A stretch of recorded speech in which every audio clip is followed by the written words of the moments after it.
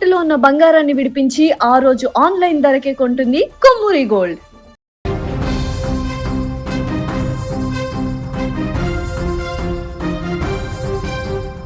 Sai Krishna custodial death case దర్యాప్తులో రోజు రోజుకు కీలక పరిణామాలు వెలుగులోకి వస్తున్నాయి. సస్పెండ్ అయిన సిఐ నాగరాజు కస్టడీ కోర్టులో దాఖలు చేసిన మెమోలో సిట్ పలు సంచలన అంశాలను వెల్లడించింది. కేసుకు సంబంధించిన కీలక సీసీటీవీ ఫుటేజ్ అందుబాటులో లేకపోవడంతో పాటు వాటిని ధ్వంసం చేసి ఉండే అవకాశాన్ని ఫోరెన్సిక్ నిపుణులు గుర్తించినట్లు సిట్ కోర్టుకు తెలిపింది. దర్యాప్తులో భాగంగా పోలీస్ స్టేషన్లో అనుమానాస్పద మరకలను గుర్తించిన సిట్ టెర్రస్పై లభించిన మరకలున్న లాఠీ ఎముకల అవశేషాలు, కాలిపోయిన బూడిద, పాక్షికంగా కాలిన ఇనుప హ్యాండ్ గొలుసును స్వాధీనం చేసుకుంది. కొందరు సాక్షుల వాంగ్మూలాల ప్రకారం సాయికృష్ణ పోలీసు కస్టడీలోనే తీవ్ర గాయాలతో మృతి చెందినట్లు గుర్తించినట్లు సిట్ పేర్కొంది. మృతదేహాన్ని ఏం చేశారనే అంశాన్ని తెలుసుకునేందుకు నాగరాజును కస్టడీ అవసరమని కోర్టుకు తెలిపింది. ఇక మరింత సమాచారాన్ని మా రిపోర్టర్ సాయి విజయవాడ నుంచి అందిస్తారు. సాయి కృష్ణ కస్టోడియల్ డెత్ కేసులో నిందితుడిగా ఉన్న నాగరాజును సిట్ కస్టడీకి కోరుతుంది. ఈ కస్టడీకి కనుక నాగరాజుని కోర్టు అనుమతిస్తే నాగరాజుని సిట్ ఎలాంటి ప్రశ్నలు సంధించే అవకాశం ఉంది?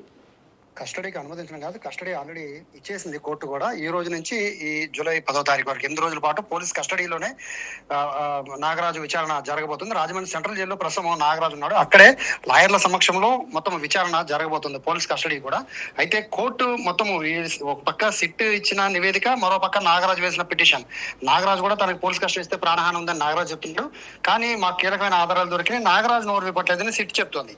వీళ్ళిద్దరిని పరిగణనలో తీసుకున్న కోర్టు ఫైనల్ గా ఈ రోజు నుంచి అంటే జూలై 3వ తారీఖు నుంచి 10వ తారీఖు వరకు దాదాపు 8 రోజుల పాటు రాజమండ్రి సెంట్రల్ జైల్లో లాయర్ల సమక్షంలో ఆడియో అండ్ వీడియో రెండింటినీ కూడా ఉండేటట్టు, అంటే సాక్ష్యంగా ఉండేటట్టుగా కూడా పోలీస్ కస్టడీకి అనుమతించింది. అందులో చాలా కీలకమైంది ఏంటంటే ఇప్పటి వరకు కూడా ఈ ఎంటైర్ ఎపిసోడ్ లో సాయి కృష్ణ కస్టోడియల్ డెత్ కి సంబంధించి ఎపిసోడ్ లో ఒక్క సరైన ఆధారం కూడా దొరకలేదు. కానీ పోలీసులకి మాత్రం కృష్ణలంక పోలీస్ స్టేషన్ పైన, అది కూడా సిట్ ఇచ్చింది కోర్టుకి ఇచ్చిన ఈ ఏదైతే మెమో దాఖలు చేసిన మెమోలో చాలా కీలకమైన విషయాలను అయితే పొందుపరిచింది. అందులో క్లియర్ గా ఒక లాఠీని చూసినట్టు, కృష్ణలంక టెర్రస్ పైన, పోలీస్ స్టేషన్ టెర్రస్ పైన ఒక లాఠీని చూసినట్టు, అలాగే కాలిపోయిన బూడిద ఎముకలతో కూడిన ఒక బూడిదని చూసినట్టు, అలాగే ఒక హ్యాండ్ గొలుసు అది కూడా సగం కాలిపోయి ఉన్నట్టుగా కూడా. సో ఇటువంటి కొన్ని మేము ఆధారాలను కనిపెట్టాము. ఈ ఆధారాలను కనిపెట్టాము కాబట్టి వీటికి సంబంధించిన విచారణ కూడా ఖచ్చితంగా నాగరాజుతో చేయాలి. కాబట్టి పోలీస్ కస్టడీ కావాలని చెప్పి నిన్న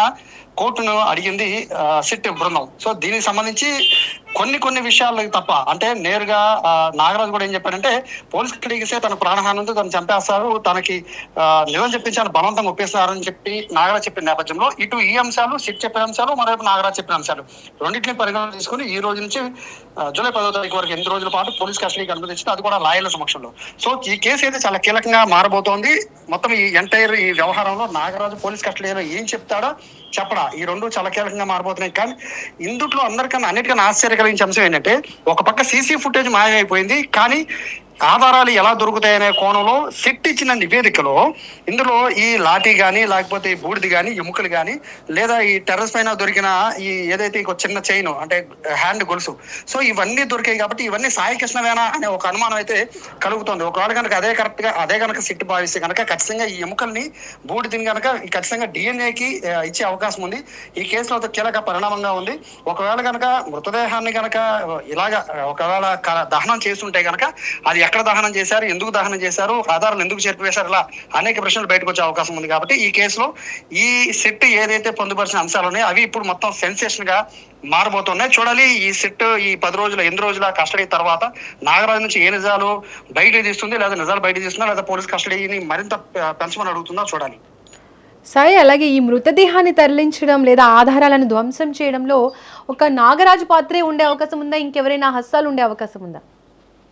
ఇందులో హస్తాము కానీ లేకపోతే నాగరాజు తరలిస్తాడా, ఈ అంశాలంతా కూడా సిట్ పరిధిలో ఉన్న అంశము. అయితే ఇందులో మొత్తం ఇప్పటి వరకు కూడా 6 ప్రధాన నిందితులుగా పోలీసులు సిట్ బృందం గుర్తించింది. ఇప్పటికి దాదాపుగా 5 వరకు కూడా అరెస్ట్ చేసింది. అయితే ప్రధాన నిందితుడిగా సిఐ అంటే స్టేషన్ హౌస్ ఆఫీసర్ గా ఉన్న సస్పెండెడ్ సిఐ నాగరాజు ఉన్నారు. కాబట్టి నాగరాజుని ఇప్పటికే రిమాండ్ పంపించింది.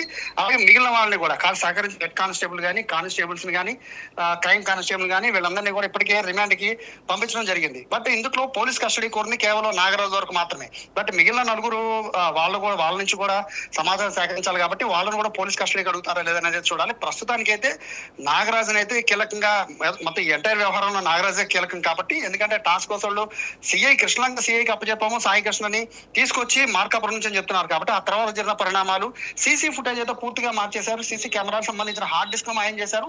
మాయం చేయడమే కాదు, పూర్తిగా ఎరేజ్ చేయడం కాదు, హార్డ్ డిస్క్ నే మార్చేశారు. సో ఇంత పకడ్బందీగా హత్య చేసి, హత్య తర్వాత బాడీ దొరకకుండా చేసి, తర్వాత హార్డ్ డిస్క్ లేకుండా చేసి, ఇవన్నీ ఎందుకు చేశారు అనే కోణంలోనే ప్రస్తుతం సిట్ ఎంక్వైరీ చేస్తుంది. కాబట్టి మరింత మంది సాక్షుల్ని, అలాగే మరింత మంది ఈ కేసులో మరింత మంది నిందితులుగా ఉండే అవకాశం కనబడుతుంది. సాక్షుల్ని మరింత మందిని విచారించే అవకాశం కూడా ఈ కేసులో కనబడుతుంది. Right Sai, thank you.